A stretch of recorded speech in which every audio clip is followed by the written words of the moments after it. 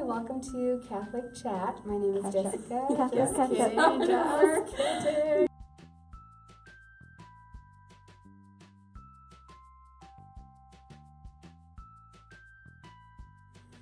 Hi, I'm Jessica Rios, and this is Catholic Catch Up. And with me we have Taylor Kingston and Father Graham Golden from the Norbertine community. So today we're here because actually it's Father Graham's first day as pastor of Our Lady of the Most Holy Rosary in Albuquerque. So thank you for taking your time to sit with us. I know, I'm sure you're pretty busy, but It's been a busy day. Yeah, tell us about your first day. Well, it's actually been a very pleasant day. We began with Mass with the staff and pastoral team here. We're blessed with a fairly large staff here, which is nice. So we gathered and celebrated the Eucharist together, and it's kind of a providential reality that it's the solemnity of the Annunciation of the Lord. So, when the angel Gabriel comes to Mary, the scene, or be the mystery of the Rosary before this, on the wall behind us, the visitation, when Mary goes to Elizabeth while she's pregnant with the child Jesus. And so we had Mass together, and then had a little kind of meeting time just to talk about possible kind of changes and evolutions and things that we might be seeing, and then we had a big lunch together. Nice. Just kind of hang out. Yeah. So that was nice. It was good to just spend time together. Yeah. I told them, I said, what you'll notice of me in my time here, I said, there's three things which I think you all have gotten to know about me that I really care about, is prayer, relationship, and process. Yeah. So it's like, let's have Mass together, let's share a meal together, and talk about how we keep things moving forward. Nice. Great, that's exciting. Yeah, so it's been a good day so far. Yeah. Good. So, though I knew I was actually really pastor, when I walked in the parish office, and the first thing I was greeted by was a petition from some parishioner. Oh my goodness. I mean, it's nothing insurmountable, but it'll be fine. But I was like, I really am in charge now, aren't I? Oh, yeah. Oh my goodness. One of the advantages of being a parochial vicar is that you're always good cop. When you're the associate pastor in a parish, then you become pastor. Then you get both. Pretty much a bad cop, though. Yeah. Yeah. So, which isn't a bad thing. No. But you need someone to steer the ship. So. Yeah. Well, that's really exciting that you're here. So I think that when we first found out that you were going to be pastor here, you're obviously one of the younger priests in the diocese, and the youngest priest at the Abbey. Is that correct? Yeah. I'm not the youngest, Norbertine, right. The youngest ordained member. Yeah. So, and I had talked with, I know Jessica and with Selena kind of about this, and I thought, like, wow, Father Graham is going to one of the largest parishes in the diocese. Right. This is like one of our own going up to the big leagues, like gonna be like real, like to me it's a big deal. Does that play a factor? Do you think your age and being on the younger side play into a factor being a pastor of the parish? I think it certainly influences the way I probably will be as a pastor. Yeah. I'm a millennial, those realities, impact who and how I am. I was just, in fact, realizing, having been outside of parish ministry now for the last little over a year, how accessible I am, like how many people have my cell phone number, how many people Facebook message me, how many people Snapchat me. But in young adult ministry and formation and vocation work, which is what I've been doing, it's a much smaller number of people, and you can have much more intimate connections. And now we have over 2,500 families here, and so beginning to figure out how do you be accessible without, just getting spread so thin that you can't keep up with communications and things like that. What it means to also then, because as any parish community, Holy Rosary has a lot of young people, but it has a lot of elderly people. It's in an older neighborhood in the city. It's an older parish. And as I was saying earlier, I realized I'm the 11th pastor of Holy Rosary. So this parish has been here over 65 years. Wow. 68 years actually this year, founded in 1950. And so with that, it's also figuring out, I know how to communicate with young people, but even talking about simple things like making sure ministers have taken their abuse awareness training, which is now all online. But when you have an 80-year-old who's singing in a choir, what are we doing? Making sure that, of course, the diocese still offers the classes in person and things like that, but just facilitating those kinds of accessibilities, I think is going to be one of my challenges, is to think in a very broad scope and not just within my own age demographic. So. Yeah. So then that leads me into, there's like a lot of talk, I feel, not a lot of talk, but I feel like a lot of people always ask me what it is that you're doing, because I think a lot of people still think that you're working at the foundation too. Yeah. So can you just clarify once and for all right here, what is it that you do? What is it that I do? Yes. Okay, so yes, I once worked for the Catholic Foundation for many years as their coordinator for program development and evaluation. I've since left the staff there as of this past August, but now I'm on their board. Oh, okay. And we're beginning a committee on community outreach, which will oversee kind of a lot of the work that I had done on staff. So I'm still connected there in that way. At the Abbey, I'm still the director of the Office of Christian Discipleship and Religious Vocation, and I'm still a postulant and novice master. But now, obviously here at Holy Rosary, I'm now the canonical pastor. So yeah, still juggling a lot of things, but they all interrelate. You know, I was thinking, so back in October, because of course I was on staff here as parochial vicar for over a year and a half. Yeah. And so, you know, certain families you get to know well, and we had one parishioner here, Maria Metzger, who passed away just before her 110th birthday. And so I had the honor of being able to preside at her Mass of Christian burial on her 110th birthday. Oh, wow. And I was thinking in that moment, you know, 5 generations of one family in this one parish were all living and all present. And every one of those generations has had people still maintaining involvement in the church. That's amazing. Of course, not every single person in the family, Right. but the fact that you can see that lineage. Yeah. And it really puts things in perspective as a pastor when you're walking in and you realize priests come and go, Right. but the parish community stays for generations. Yeah. That's true. But I think as a Norbertine, one of the interesting aspects to our relationship is I'm also the 5th Norbertine to be pastor here. And we actually have 3 living generations of Norbertine pastors now. Yeah. Abbot Joel, Father Bob, who was my immediate predecessor, and myself. And there's about 20 years between each of our ages, too. Yeah. And so recognizing kind of how, in our context, it's not just, you know, the priest that comes in and then the next priest that comes in, but as a religious congregation, especially as Norbertines in service here, it's like the parish family and those families that have been here for generations and the new families that have come, you know, more recently.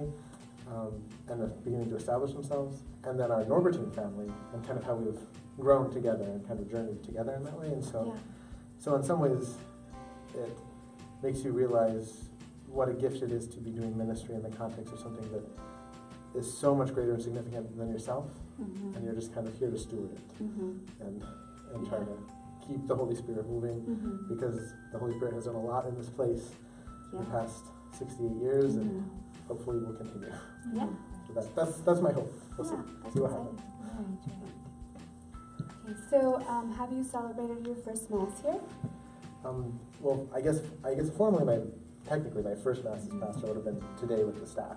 Okay. I actually this morning had Mass at the Abbey. I had the Abbey Mass every Monday morning. We do Mass in Spanish at the Abbey. Oh, okay. And so At what time?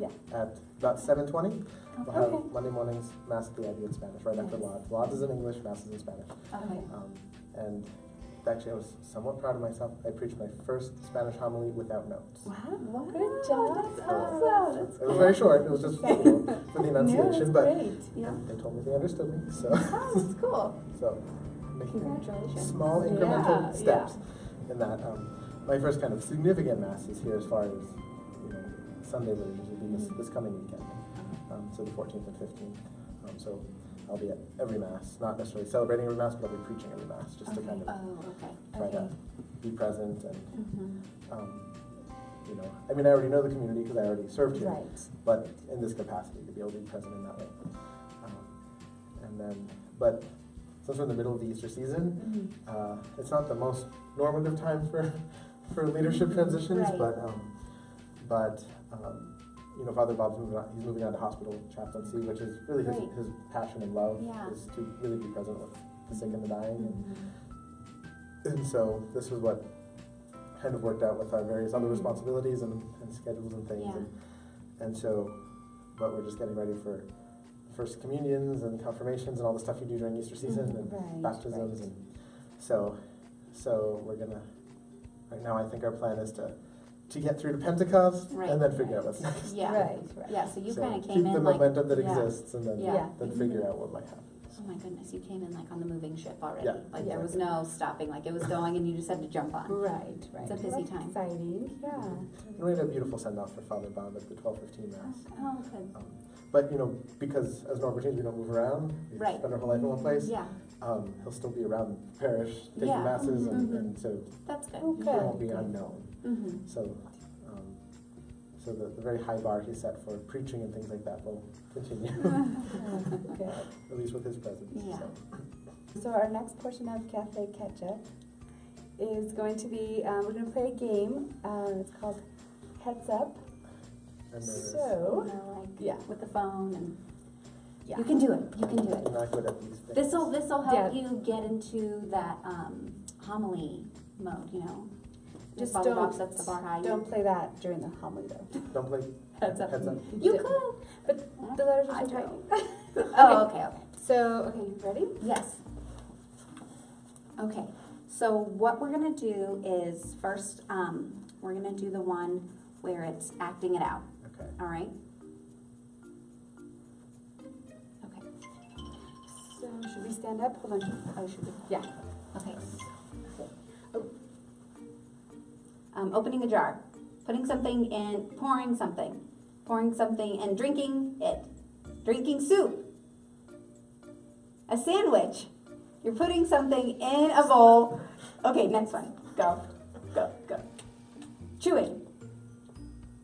Chewing with your teeth really loudly. Oh my gosh. Eating something. Snacking. Bubblegum. Chewing bubblegum. Yes. Blowing bubbles. Yes. Sucker, licking a lollipop. Ice cream cone. Licking a ice cream cone. Licking a lollipop. Eating a lollipop. Eating a ice cream cone. It's freezing. Eating a cold popsicle.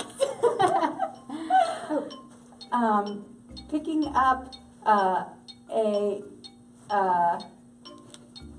snowman. Building a snowman. That was awful. I'm sorry. I did so bad. Okay. Making coffee. Okay. Yeah. So we only got 4. Okay. Who wants to go next? Oh my gosh. You go. I'm a bad guesser. Okay. Okay. So wait, skip Yep. is up. Skip then is up. Yeah, correct. Just down. Jumping rope. Yes. Cutting hair. Yes. Opening a wine, champagne. Wine. Yes. Making tortillas. Washing hands. Washing dishes. Yes.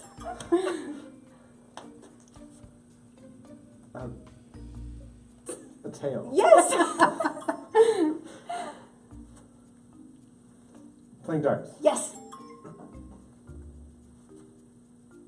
Changing a light bulb. Yes. Plugging in charging a phone. Yes.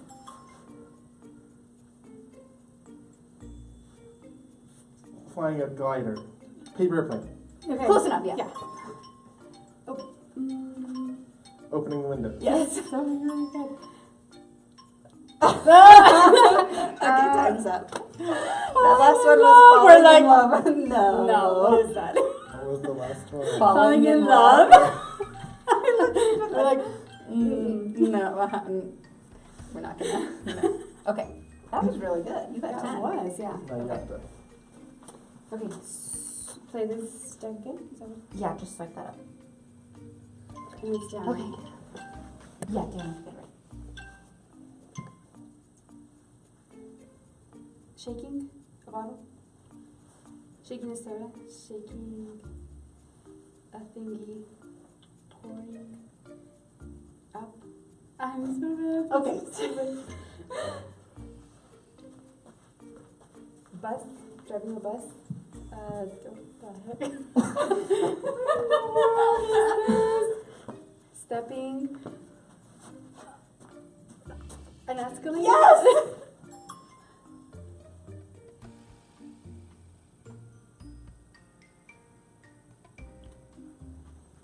Making a sandwich. A cake. Making a cake. A frosting on a Yes. cake. Yes. Eyelash in your eye. mascara, eyeliner, glasses, lenses, pupils. Putting in contact lenses. I got 2? Oh, I'm gonna do the worst. Okay. Oh, that's great. Okay. That's good. Thank you guys for watching. This was Catholic Catch Up again with Taylor Kingston and Father Praem Golden. Be sure to check online on the Norbertine Facebook page and on the Archdiocese Facebook page for this video and more videos and upcoming events. So next Friday we have Taizé, April 20th at 7:30 p.m. at the Norbertine Abbey. And again, check out our Facebook page for upcoming events. Do you have anything going on? No, just everyone's always welcome here at Our Lady of the Most Holy Rosary, and feel free to come by this weekend, the 14th and 15th, for my first masses as pastor here. And then also, if you know of any young men who may be interested in exploring priesthood or religious life, or just looking for direction in their life, we have a discernment retreat coming the beginning of May 4th, 5th, and 6th at the Abbey.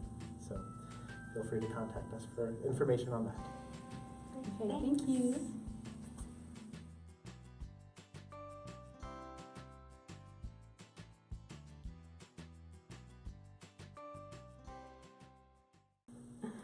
Sorry. And this is Catholic Ketchup. Ketchup. Give it ketchup. Think of like a bottle that you Of ketchup. yes introduce. Catholic ketchup. Reset. Okay, ready? We're ready. Do you know how to do it? So next Friday we have Taizé. It's not Taizé. Yeah. How do you say it? Taizé. Taizé. Yeah, Okay. people say it all different ways. Taizé. Okay. People know what we mean. Okay. So next Friday we have Taizé, April. Stop! I can't say it. Taizé. Taizé. Taizé. Okay. Like Tay. Zay. Zay. Okay.